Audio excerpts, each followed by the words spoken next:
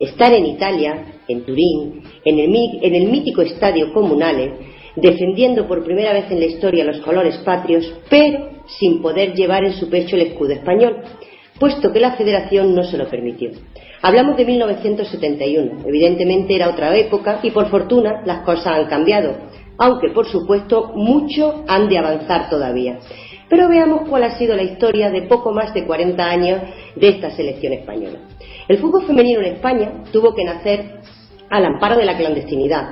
Corría el año 1970 cuando varios clubes decidieron dar un paso al frente y demostrar a españolitos y españolitas que ellas, bueno, nosotras, que aunque yo no sea jugadora, sí soy mujer y amante del balompié, también podíamos ser futbolistas.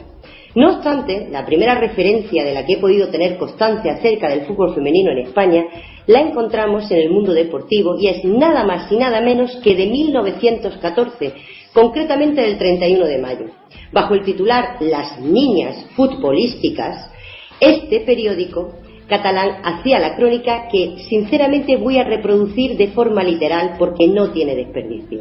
Anteayer, en el campo del Español, jugóse el primer partido de fútbol entre representantes del sexo débil que en dicho día se parangonaron con el fuerte. Este partido, cuyos beneficios se destinaban a favor de la Federación Femenina contra la Tuberculosis, era por su naturaleza esperado con cierta expectación, siendo presenciado por un público regular y por el capitán general de la región que acudió con su bella hija Carmen. Evidentemente no voy a hacer ningún comentario al respecto. Entiendo que es prosa de otra época, pero lo que sí es obvio es que este partido no deja de ser una anécdota. Los primeros clubes que realmente se constituyeron fueron el Mercacredit y el Olímpico de Villaverde, aunque naciera como Sizam. Ambos clubes compartían presidente, Rafael Muga, al que podemos considerar el gran impulsor del fútbol femenino en España y del que hablaremos en otro día. El primer enfrentamiento deportivo real fue en el barrio de Villaverde, en Madrid. En su día comenté que el primer encuentro de fútbol femenino de la historia en Inglaterra lo habían presenciado 10.000 personas, pues tengo que decir que aquí en nuestro país no nos quedamos cortos, para nada, porque fueron 8.000 las que abarrotaron el estadio, quedándose gente incluso fuera. La selección comenzó su andadura un año más tarde, en 1971, acabándose ahora de cumplir 42 años de este hito histórico, ya que fue precisamente en febrero, el día 21. Se enfrentó a Portugal y el encuentro se disputó en tierras murcianas, en el Estadio de la Condomina, para ser más exacto. La selección debutó empatando a 3 goles. Su primer encuentro fuera de nuestras fronteras, como he dicho antes, lo disputó ante Italia, selección mucho más experta, lo que la llevó a sufrir una dura derrota por 8-1, llevando los colores de la selección, pero sin escudo nacional. Desde aquí hasta el nacimiento oficial de la selección tuvieron que pasar 12 años. En 1983, al fin y por fin, no sin haber tenido que librar grandes batallas, la Real Federación Española de Fútbol se hace cargo de la femenina, disputando su primer partido oficial, curiosidades de la vida, también frente a Portugal, y también en febrero, aunque en esta ocasión el día 5. El resultado fue de derrota por la mínima, un 1-0. Lo cierto es que poco se podía esperar de una selección que casi era un adorno, que había nacido por la presión cada vez mayor de los movimientos en pro de la igualdad de la mujer, ya que no existía liga de fútbol femenino.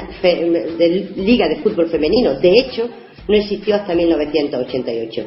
Esta situación es la que explica que, aunque las competiciones europeas oficiales comenzaran en el 87, España no accediera a la fase final de un europeo hasta 10 años después, 1997.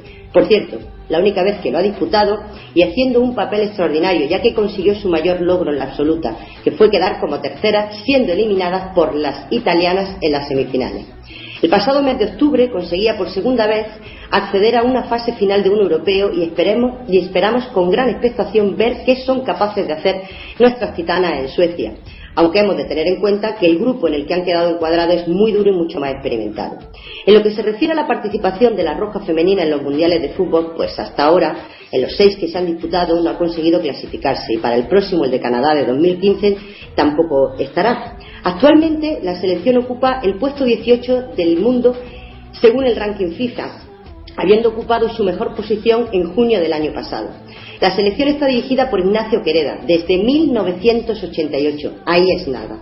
En la actualidad cuenta con la probablemente más mediática de las futbolistas españolas, Vero Boquete, que milita en el Tireso sueco, actual campeón de su país, y que es jugadora y es precisamente la jugadora que conseguía ante Escocia in extremis el tanto que daba el pase a las españolas para el europeo de Suecia este verano, marcando un gol en el descuento, eso sí, habiendo fallado un penalti apenas un par de minutos antes.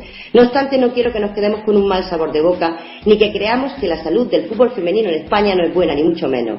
Si bien los logros de la selección absoluta aún no son muchos, con las selecciones inferiores, la afición de este país hemos tenido grandes alegrías. De esta manera, las rojitas, como cariñosamente se las conoce, de la sub-19 conseguían ser campeonas de Europa en 2004 y subcampeonas en el año 2000 y 2012.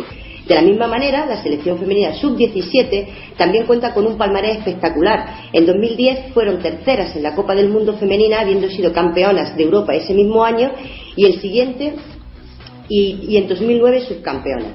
Este impresionante currículo nos demuestra que hay una generación de futbolistas que puede dar mucho al fútbol femenino español y que, por supuesto, esta joven liga, que apenas cuenta con 25 años de edad, pese a sus altos y bajos y a las muchas mejoras que necesita, empieza a dar sus frutos, generando jugadoras de muy alto nivel que a bien seguro llevarán este deporte a altas cotas en un futuro, esperemos que muy cercano.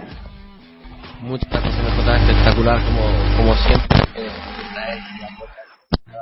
en cada programa. Bueno, Dani, vamos a volver a recordar cuáles son las redes sociales, cómo nos pueden seguir.